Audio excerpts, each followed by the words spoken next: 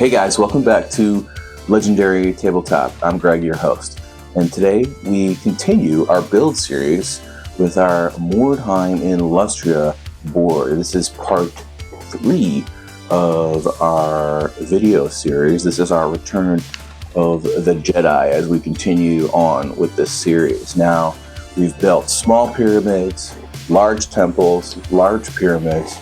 Now, we need some more jungle aesthetic to make Lustria come alive. So today we are going to add jungle hills and jungle scatter terrain using some 3D printed pieces and some techniques with foam. So without further ado, let's get into it. Alright, if you haven't already, please give us a like and a subscribe.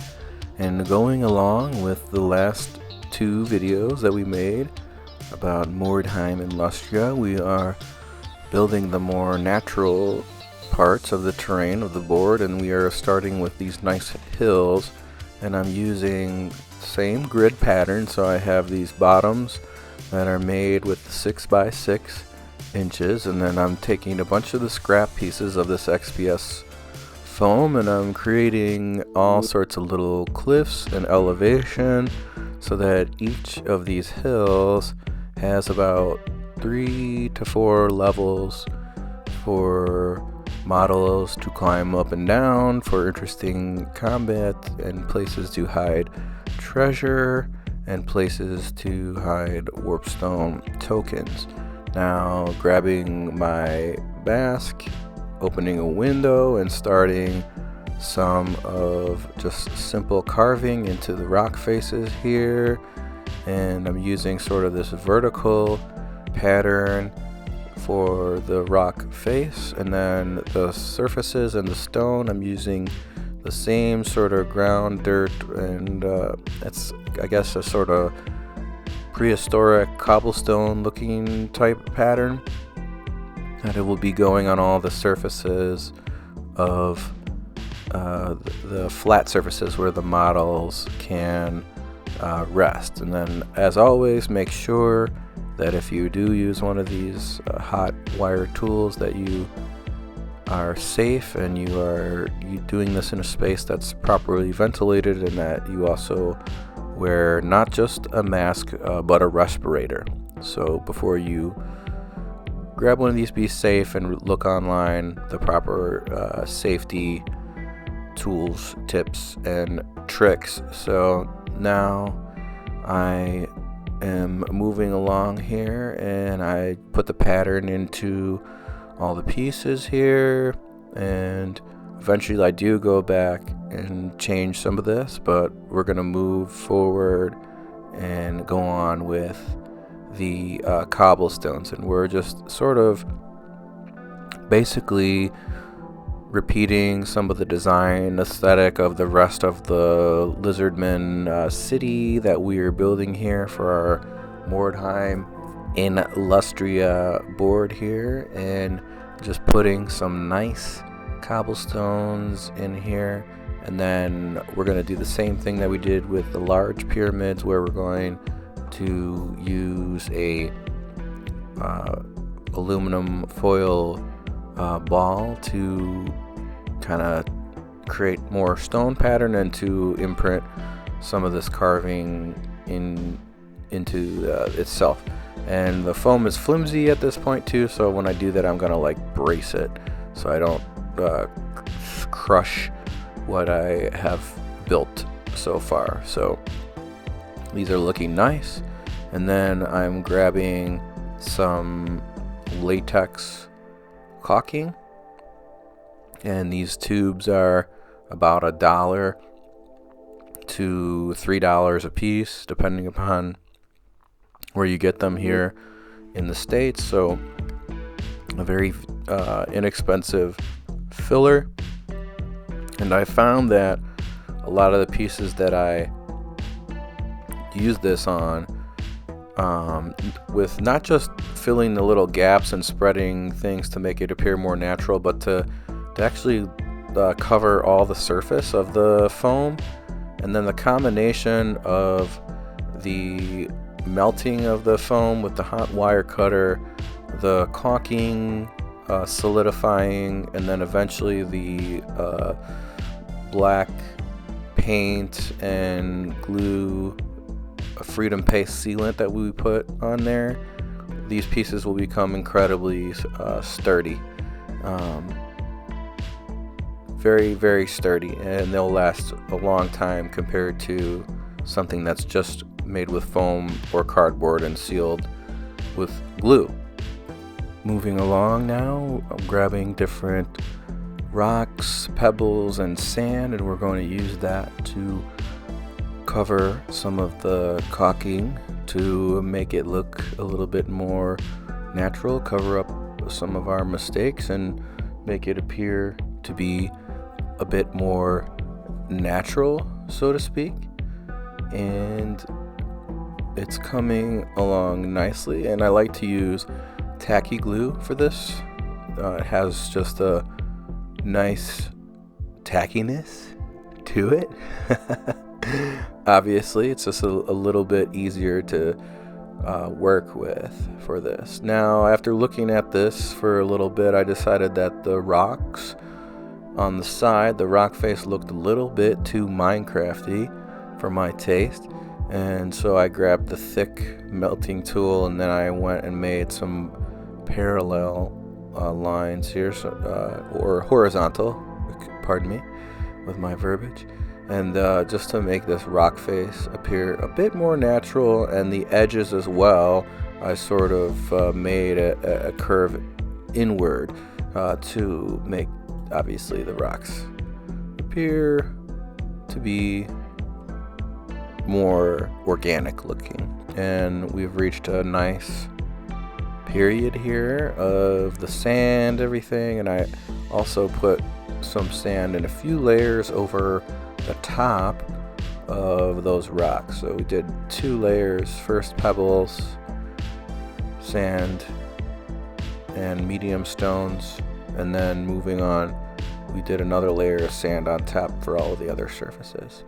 Now I've switched to my low temperature glue gun, and I'm going to use the glue gun to create vines, and we're basically just recreating a lot of the aesthetic of the pyramids that we have built in the first 2 videos, and just repeating the same colors and the same aesthetic, though this piece will be a little bit more, I guess, vague. We're going to put a little bit less details. This is going to be mostly just cliffs and natural elements so that we can use these with other games. And now we've applied our freedom paste and sealed everything, painted it in black, and I'm grabbing this nice warm brown color, and I'm going to do a wet overbrush in 2 layers. Right now you'll see the paint is appearing to be a bit stronger than when it dries, and it'll be a lot more subtle since we're using acrylic paints for this craft. No expensive miniature paints are necessary, and these are coming along nicely. This one has a little cave spot where we can hide some treasure or some weird stone, that sort of thing. And then I have a more orangey, more tan brown that I'm going to create a sort of mid-grade here along those top edges to have a gradient up towards the tan. And I'm not sure that I mentioned this in the other Mordheim and Lustria videos, but for this board, we are not going to use a wash, and we want this to be bright, like the desert sort of thing, like that there is some sun beating down. Where the Mordheim board, we use a dark wash for that, and all the pieces seem pretty, beat up and dingy and dark, and but this is a different vibe, a different just a different vibe. And here is a nice tan, and this is just made from white, yellow, and brown mixed together. And I usually keep a little bottle of this so that when I use it on multiple projects, I can recreate the color easily and visually. And I use this tan color often for a dry brush for some of the pieces on my regular Mordheim board, and some of the other terrain pieces that I've built on the channel for Dungeons and Dragons.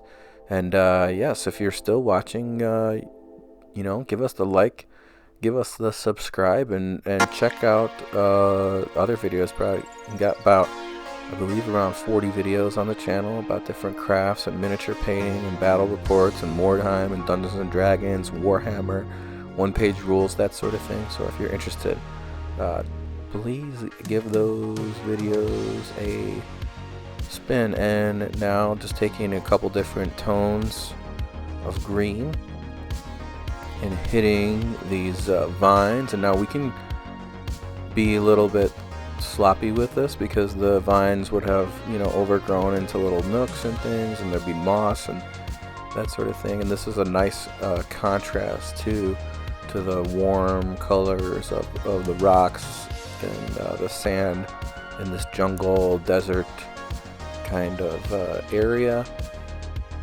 And so the green is a nice contrast to that. And now we've grabbed some minis to just make sure everything is sized well. We got a little goblin, Hero Quest goblin. He's living in the cave, happy little boy up there. And then we also have a couple other models, Hero Quest orc, and you can kind of see a little high elf, old school Warhammer 90s high elf. And you can see this is coming along, looking really nice. And getting excited about adding a jungle, natural, organic aesthetic to our Lizardmen city. And then the last thing we'll do is I have all these Dollar Tree plants and tufts that originally came in just a couple pieces. We had to cut them apart. You can see how they are right here.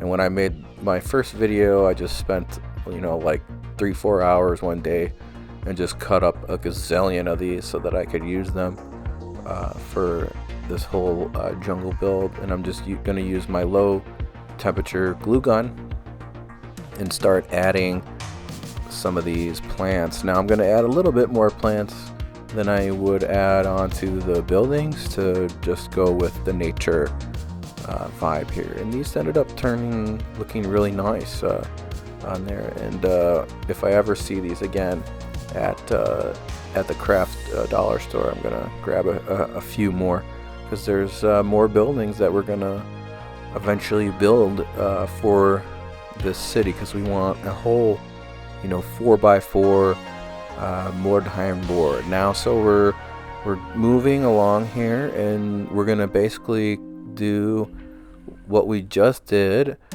but we're creating some small little scatter pieces. Now it may look like I'm trying to create little spaces for models to sit, but I'm just using the scraps, and generally these pieces are going to be used for line of sight blocking, for cover, that sort of thing. And there's going to be a ton of plants and different little tchotchkes, is that the right word to go on here, to really boost the aesthetic. And now I grabbed the hot wire tool once again, and we're just going with some nice horizontal lines here, and trying to also at the same time get rid of some of these really overly geometric shapes. And then after I have done that, repeated the patterns that I had on the jungle hills and on the pyramids, I'm going to actually just with my fingers pinch some of the little corners and little pieces off. No need to use a knife or the tool for something like that for these smaller pieces, and just sort of get rid of some of those edges and make the rock faces appear. And you can see here me doing that on extra speed here in Sonic the Hedgehog mode, and yeah, just kind of making it appear more organic. And then same thing, we're going to grab that latex caulk again and just blend some of the pieces and get rid of some of the mistakes and fill the gaps on this piece. And I just love this. I love using the latex with the foam. It really is very inexpensive and cures up nicely for some really durable pieces. And there are ways, I believe, to, like, if you leave it for a few hours and come back before it's totally cured, you can actually like carve into it in a decent way. Let it set up, you know, for half a day, and then come back with a toothpick or something.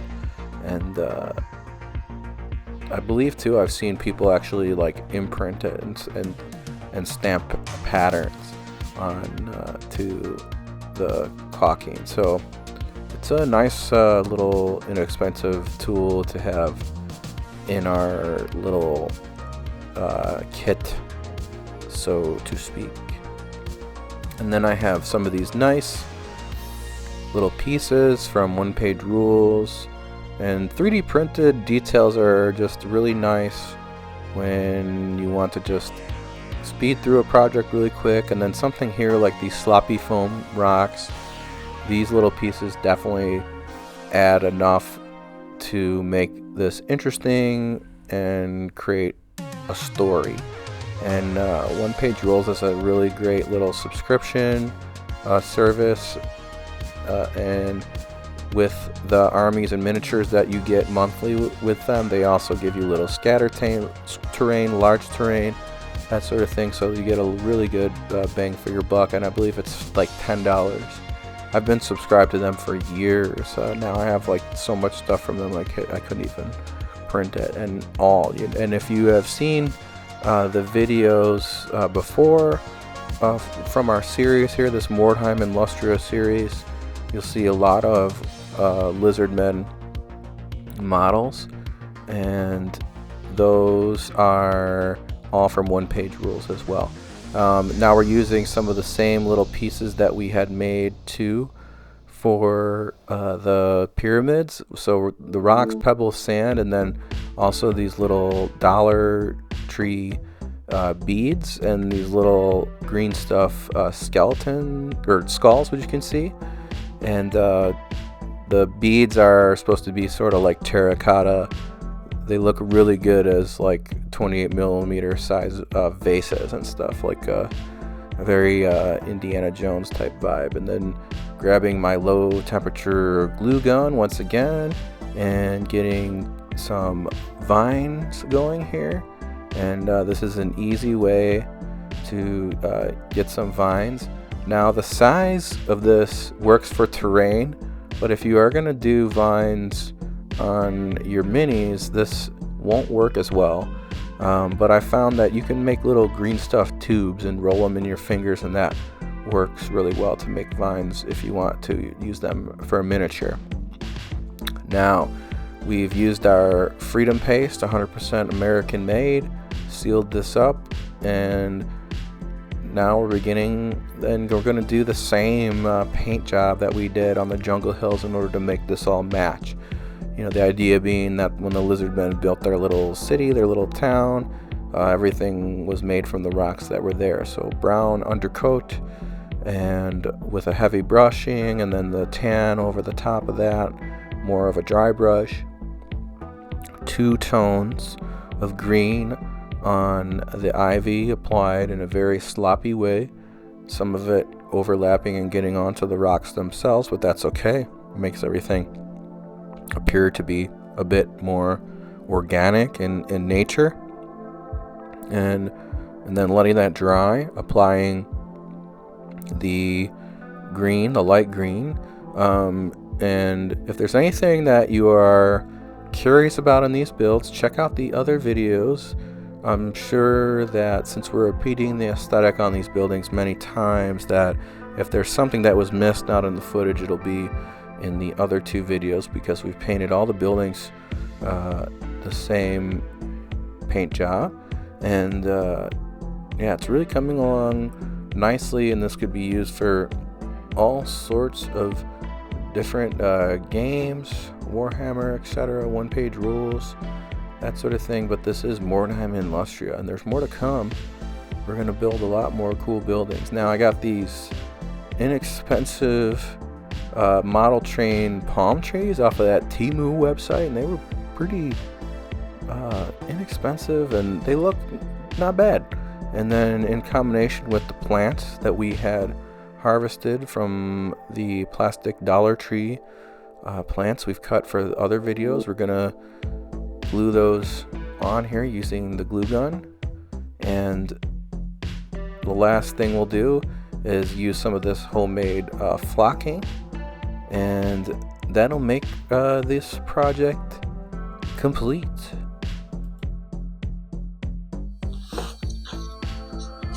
So we've completed our jungle hills, and they took a pretty long time to get together, but I think that the final look is going to really take our board onto the next level.